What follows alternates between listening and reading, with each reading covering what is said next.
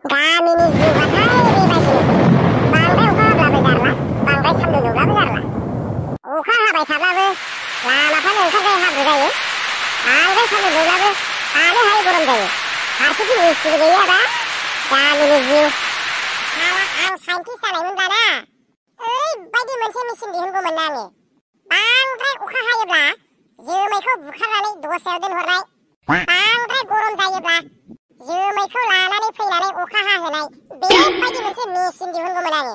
साला बे साइन्टिस्टफ्राबो माथो खालामना थादों बेफोरबायदि मेचिनखौ थाब थाब दिहुनब्लानो जायो बेसेबां उन्दुबाय थागौनोब्रा बरिंलाय खर' साजोब्बाय दसे बेरायलाहैनोसै आं फाग्लाफोरखौ लोगो मोनो खोमा हैद नारखेरा आजिखालि बल्थुखौ माथो नुबांथारला बहा बहा थायो बेलाय गाननानै ओंखारनो गामसा गोरान गैजायाब्रा बे ओंखायनो न'निफ्राय ओंखारथाराखै गामसायानो खोनानाय बायदिबा माथो गांनैल' दोनजायोनो बे गांनैया माब्रैबा सिफ्लांबाथाय गैलाबो जाहैदों गाननोनो खोमानो मोना माथो ओंखाम खहाबा ना माबा नोंस्रालाय मा मोनबाय थायो नोंसोर आंखौ मा मोनबाय थायो रायखोमानानै मा मोनबाय थायो नोंसोर आंखौ रायखोमानानै मा मोनबाय थायो रायखोमायाखैमोनलै बल्थुदा नोंखौ नुथारसै नालाय गोबाव जाथारबाय नालाय बेखायसो नोंखौ बहा दं होननानै रायलायलायदोंमोन जों गावहा बिदिनो नालाय मालायखौ रायखोमाग्रा बेखायनो जोंखौबो गावखौ रायखोमादों होनना सन्देह खालामलायबाय बे गावहाथ' रायखोमानाया खिथौल' फिदिंनांगौ होमब्लानो रायखोमायो मानसियानो हिनजाव जानोसो समायोमोन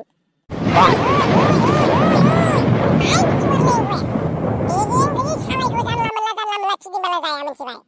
सालायखौ हमथानानै बाथ्राया बुं नङाब्ला हे गावहा दुब्लियाव थाङै थाङै आसुगुर सावख'लांजोबजाबाय मोनथियाखैलै बिसोरो साला गावस्रा न'आव आराम थानो मोनोथ'